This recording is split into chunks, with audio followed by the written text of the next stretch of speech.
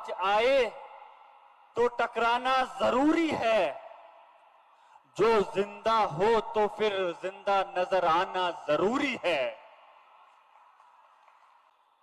जो ये वक्फ कानून, काला कानून हमारे ऊपर मसल्लत किया गया है, जो हमारे मजहबी आजादी, हमारे संवैधानिक अधिकारों को छीनने की कोशिश हुई है। और याद रखना, हम उस कौम से ताल्लुक रखते हैं कि हम अपने हक और इंसाफ की लड़ाई को लड़ने के लिए हम कानून को तो नहीं तोड़ेंगे, लेकिन कानून के सहारे लेते हुए इंशाअल्लाह ताला अपने हक को जरूर लेकर के रहेंगे।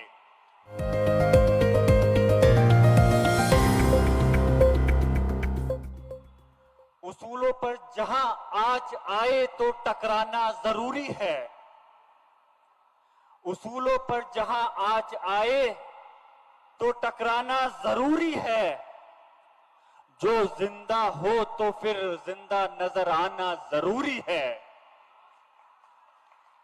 आज जो आप और हम लोग मिलकर करके इस वक्फ कानून के खिलाफ एक पूरे मुल्क के अंदर तहरीक चला रहे हैं, और अल्हम्दुलिल्लाह all India Muslim personal law board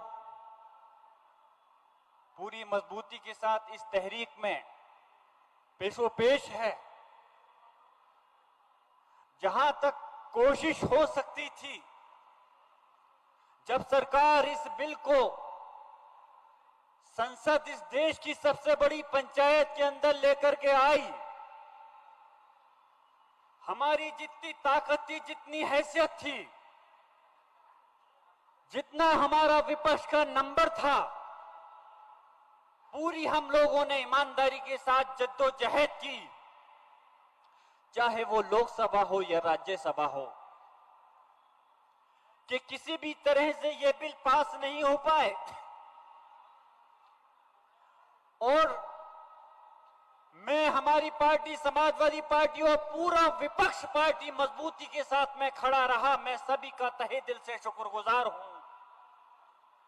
लेकिन यकीनन वहां सिर्फ आवाज मजबूती किसकी वजह से बिल को रोका नहीं जा सकता, वहां नंबर की जरूरत पड़ती है। हमारे पास नंबर इतना नहीं था कि उस बिल को रोक सकते। जो ये वक्फ कानून, काला कानून हमारे ऊपर मसल्लत किया गया है, जो हमारे मजहबी आजादी, हमारे संवैधानिक अधिकारों को छीनने की कोशिश हुई है। हमारी कोशिश है, और सिर्फ मेरी और हम सिर्फ सांसदों की नहीं, पूरी इस मुल्क की आवाम की ये जद्दोजहद है कि किसी तरह से भी ये कानून वापस होना चाहिए। जहां कोशिश हो सकती थी, संसद के अंदर प्रयास किया, लेकिन जब ये बिल, जब ये कानून की शक्ल ले लिया माननीय राष्ट्रपति के सिग्नेचर होने के बाद, तो फिर हम लोगों ने रुख किया माननीय सर्वोच्च न्यायालय की तरफ, जहां बहुत सारी याचिकाएं दाखिल हुई। अल्लाह के करम से मुझ नाचीज ने भी माननीय सर्वोच्च न्यायालय में एक याचिका दाखिल की, और अफसोस तो इस बात का है कि माननीय सर्वोच्च न्यायालय के स्टे होने के बावजूद, कि जब स्टे हुआ था उसके बावजूद भी माननीय सर्वोच्च न्यायालय के कानून के खिलाफ जो धज्जियां उड़ाने का काम जो राज्य की सरकारें कर रही हैं, वो बहुत हमारे लिए अफसोस की बात है। और वो चैलेंज सिर्फ माननीय सर्वोच्च न्यायालय के लिए नहीं, वो चैलेंज पूरे इस देश की आवाम के लिए है, इस देश के संविधान के लिए है। आज मैं भी बहुत परेशानियों के अंदर घिरा हुआ हूं, और वो परेशानियां सिर्फ और सिर्फ इस वजह से हैं कि मैं अपनी कौम की आवाज को उठा रहा हूं और सच के रास्ते पे चलते हुए हक की आवाज को बुलंद कर रहा हूं। लेकिन मुझे ये यकीन है कि अगर मैं सच हूं, मैं सही हूं, तो इस देश की अदालत पे मुझे यकीन है, मुझे इंशाअल्लाह ताला हमें इंसाफ मिलेगा। और इस देश की अदालत के साथ साथ पूरी दुनिया की जो पूरी कायनात की सबसे बड़ी अदालत है रब्बुल कायनात की, उस अदालत से हमें इंसाफ देने से कोई नहीं रोक सकता। वो तो इज्जो मंतशा वो तो जिल्लो मंतशा, अल्लाह जिसको चाहे इज्जत देता है और जिसको चाहे जिल्लत देता है। जो आज सरकारों के अंदर कायम है और गुमराह होकर के अपने घमंड के अंदर ये चीज भूल गए हैं कि उनकी जुबान से निकली हुई बात ही कानून है। गलतफहमी के शिकार हैं वो लोग। हमारे इस मुल्क की आजादी के लिए हमारे बुजुर्गों ने जो अपने खून की कुर्बानी दी थी, जो फांसी के फंदों पर झूले थे, मैं ये नहीं कह रहा कि सिर्फ मुसलमान थे, लेकिन सभी मजहब के लोग थे। लेकिन फख्र से इस बात को कहता हूं कि मुसलमानों की कुर्बानियां भी कोई कम नहीं थी। तो जहां हम अपने मजहब को मानते हैं, वही हम अपने देश से भी प्यार और मोहब्बत करते हैं। इतिहास गवाह है कि जब हमारे मुल्क पर आंच आई थी, हमारे मुल्क पर दूसरी ताकतों ने हुकूमत की थी, तो अपने मुल्क को आजाद कराने के लिए किस तरह से कुर्बानियां दी थी। और इंशाअल्लाह ताला किसी के डर या दबाव में नहीं, अगर आने वाले वक्त में अगर हमारे मुल्क पर कोई परेशानी या आंच आती है, तो इंशाअल्लाह इस देश का मुसलमान किसी से पीछे रहने वाला नहीं है। हम अपने देश की भी फिक्र करते हैं, और जो आज हमारे मजहबी आजादी और हमारे संवैधानिक अधिकारों को छीनने की कोशिश हो रही है, उसके लिए भी हम खामोश नहीं बैठ सकते। क्यों इस देश के अंदर धर्म के नाम पे लड़ाने की कोशिश की जा रही है? क्यों इस देश को धर्म के नाम पर बांटने का प्रयास किया जा रहा है? क्या ऐसा कोई मुल्क तरक्की कर सकता है? आप बात करते हो विकसित देश होने की, जहां आप देश को बांटोगे, अगर एक देश की इतनी बड़ी आबादी को नजरअंदाज कर दोगे, तो कैसे देश तरक्की करेगा? ये नाइंसाफी है सिर्फ मुसलमानों के साथ नहीं, बल्कि सिर्फ देश के इस मुल्क के 140 करोड़ आबादी के साथ नाइंसाफी है। अगर सच्चे इंसाफ और विकास की आप बात करना चाहते हो, असली मुद्दों पे क्यों बात नहीं करते? और याद रखना, हम उस कौम से ताल्लुक रखते हैं कि हम अपने हक और इंसाफ की लड़ाई को लड़ने के लिए हम कानून को तो नहीं तोड़ेंगे, लेकिन कानून के सहारे लेते हुए इंशाअल्लाह ताला अपने हक को जरूर लेकर के रहेंगे। आप लोग जो यहां से एक पैगाम दे रहे हो, एक मैसेज दे रहे हो, इंशाअल्लाह पूरे मुल्क के अंदर ये मैसेज जाएगा। और इस मुल्क के होशे गोशे के अंदर हम इस तहरीक को लेकर के हम चाहेंगे, इस अवाम के अंदर बेदारी होनी चाहिए। यकीनन मुझे चाहे ये हमारे मुसलमानों के लिए, मुझे इस बात को कहने में कोई परहेज नहीं कि आज मुसलमान सिर्फ उत्तर प्रदेश या हिंदुस्तान नहीं, बल्कि पूरे आलम, पूरी दुनिया के अंदर परेशान है।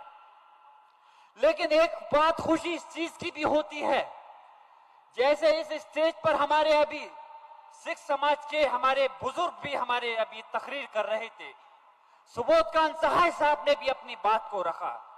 तो ऐसा नहीं कि इस तहरीक को सिर्फ मुसलमान लड़ रहे हैं, जो इस देश के सेकुलर भाई हैं, जो इस देश की ईमानदारी से तरक्की चाहते हैं, वो भी आज हमारे साथ कंधे से कंधा मिलाकर के खड़े हैं।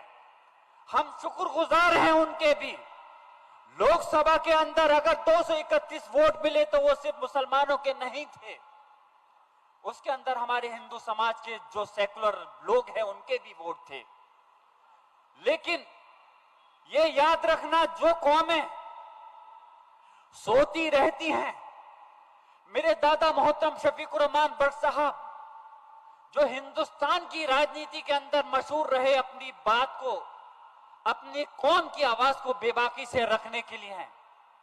मेरे दादा मोहतरम बट साहब ने बताया था, पार्लियामेंट के अंदर एक आयत लिखी हुई है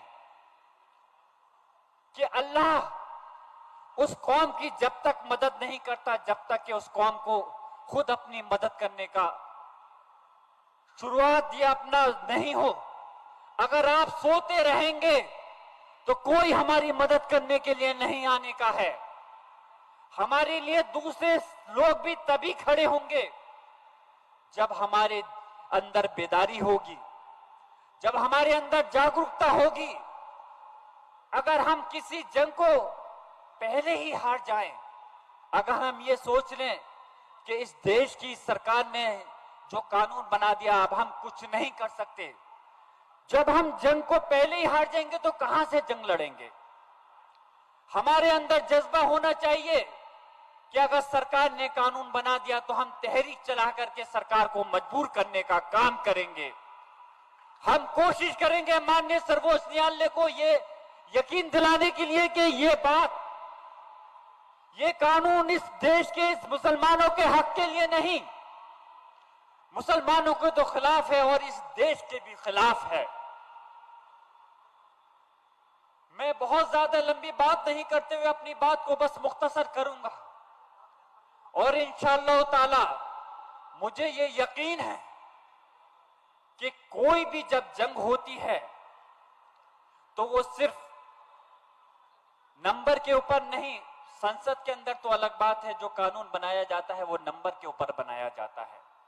लेकिन ये हमारी जंग, हम अगर अक़लियत में है इस मुल्क के अंदर तो ऐसा नहीं है कि हम किसी जंग को नहीं जीत सकते। अगर हमारे लिए कोई बात सही है, हक और इंसाफ की बात है, हम बीजेपी आरएसएस का विरोध इसलिए नहीं कर रहे कि ये बिल वो बीजेपी की सरकार लेकर के आई है। हम विरोध इस वजह से कर रहे हैं कि वो हमारे सर पर जबरदस्ती तोहमत लगाकर हमारे उस पर ये मसल्लत करना चाहते हैं। मैं पूछना चाहता हूं, ये वक्फ की जो जमीनें हैं, ये वक्फ की जमीन सरकार के द्वारा दी हुई हमें भीख नहीं है। ये हमारे बाबा उस्ताद, हमारे बुजुर्गों के द्वारा दी हुई हमारी एक अमानत है जो अल्लाह के नाम पर इस कौम को दी गई है और इसकी हिफाजत करना हमारी जिम्मेदारी बनती है। मैं कहना चाहूंगा कि सरकार से भी, और ये जो जमीनों का इस्तेमाल सिर्फ मुसलमानों की फलाह बहबूदी के लिए नहीं होता, इस जमीनों का इस्तेमाल सिर्फ मसाजिद मदारिस बनाने के लिए, कब्रिस्तान के लिए नहीं होता। इस वक्फ की जमीन का इस्तेमाल स्कूल, कॉलेज और हॉस्पिटल बनाने के लिए भी किया गया है। और याद रखिए कि कोई स्कूल, कॉलेज, हॉस्पिटल ऐसा नहीं होता कि जहां पर ये तख्ती लगी हुई हो कि यहां पे से मुसलमान बच्चे पढ़ेंगे या मुसलमान का इलाज होगा। अरे अगर वक्फ की जमीन है, वहां पर स्कूल, कॉलेज या हॉस्पिटल बने हैं तो इस देश की सारी आबादी को उसका फायदा होता है।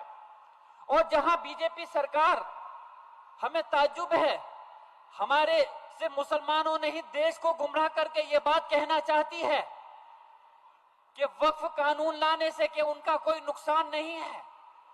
जब वक्फ कानून के कुछ पॉइंट पर हमारे माननीय सर्वोच्च न्यायालय ने स्टे दे दिया, जब उसके बावजूद आपके राज्य की बीजेपी की सरकार है, हमारे हकों को छीनने के लिए मस्जिद पे, मदारिस पर, वक्फ की जमीनों पर उंगलियां उठा करके बुलडोजर चलाने का काम कर रही हैं, तो हम कैसे यकीन कर लें कि तो हमारे कोई भी जमीन हमारी सेफ रह सकती है वक्फ की।